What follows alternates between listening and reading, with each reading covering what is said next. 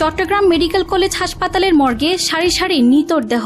কয়েক ঘন্টা আগেও যারা কর্মব্যস্ত ছিলেন বিষাক্ত গ্যাসের ঘটনায় তাদের 9 জনেরই নিতর দেহ এখন স্বজনদের কাছে শুধু স্মৃতি। ফেরদৌস স্টারশিপ রিসাইকেলিং ইয়ার্ডের এই দুর্ঘটনায় সবচেয়ে মর্মান্তিকভাবে প্রাণ হারিয়েছেন সীতাকুণ্ডের সেকান্দ বাড়ির 2 সহোদর মনসুর আলী ও নাসির উদ্দিন।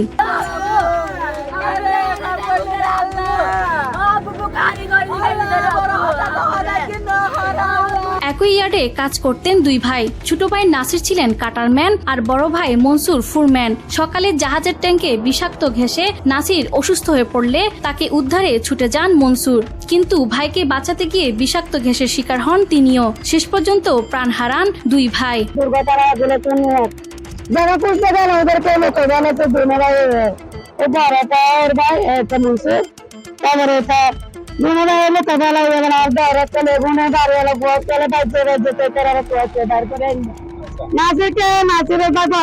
নাসিরের বাচ্চাতে পড়ে গেছে। এরপর একটা খবর আছে, আমরা তো জানি না ওরা করছে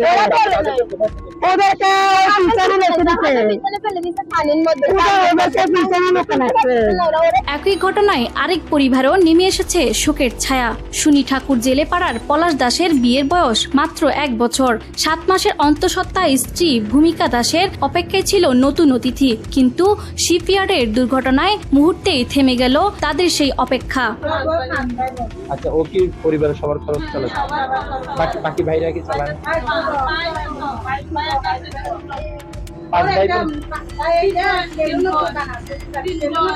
আচ্ছা আচ্ছা আচ্ছা, মানে একমাত্র উপার্জন করে সে, আর ইনকাম করার মতো।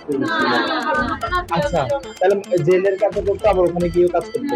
আচ্ছা, আর আজকে হচ্ছে যে তাকে বের হইতে দেয় নাই, এরকম একটা, এটা কি জানেন? এখানে যে বিষয়টা গ্যাস আছে, এটা আপনি মালিক, আপনি একটা জিনিসের দায়িত্ব আছেন একটা জায়গায়, ওখানে কি বিষয়টা কি আছে না আছে ওগুলো আপনি জানতেন। তো আমি যে কাটাবেন, আমি যে এটা কাটতেছি, আপনি আমাকে আগে থেকে কি বলার উচিত ছিল যে এখানে এমন এরকম কিছু আছে, তাহলে নিজে থেকে যদি আগে থেকে যদি আরো সাবধান হয়ে যাইতো, হয়তো যদি এটা পাঁচটা হওয়ার মতন কিছু হতো, তাহলে মানুষগুলো কি পাঁচটা হয়ে গেছে মানুষগুলো উদ্ধার করতে পারতো না।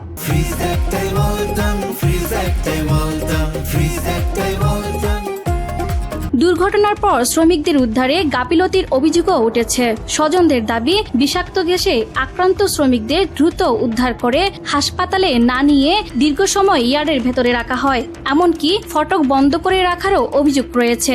সময় মতো চিকিৎসা পেলে প্রাণগুলো বাঁচানো যেত কিনা, এখন সেই প্রশ্নই ঘুরছে স্বজনদের মুখে মুখে।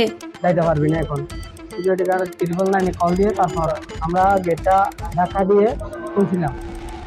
তারপর আমরা বাইকে বিএসবি নিয়ে গেছি, বিএসবি নিয়ে যেতে আমার বাইক চলে গেছে, ব্যাগ হয়ে গেছে।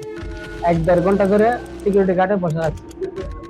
অন্যদিকে পরিবেশ বান্ধব গ্রিনইয়ার্ড হিসেবে পরিচিত এই শিপইয়ার্ডের নিরাপত্তা ব্যবস্থা নিয়েও উঠেছে প্রশ্ন।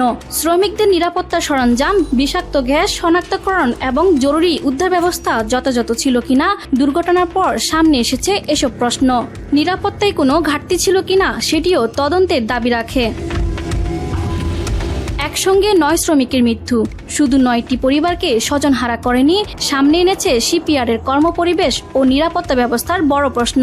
এখন দুর্ঘটনার প্রকৃত কারণ, নিরাপত্তায় কোনো গাফিলতি ছিল কিনা এবং দায় কার, এসবের সুষ্ঠু তদন্ত ও জবাবদিহি চায় স্বজন ও স্থানীয়রা। তাদের একটাই প্রশ্ন, কর্মক্ষেত্রের নিরাপত্তা নিশ্চিত করতে আর কত প্রাণ যত্তে হবে। বিবি মরিয়ম, বাংলা এডিশন, চট্টগ্রাম।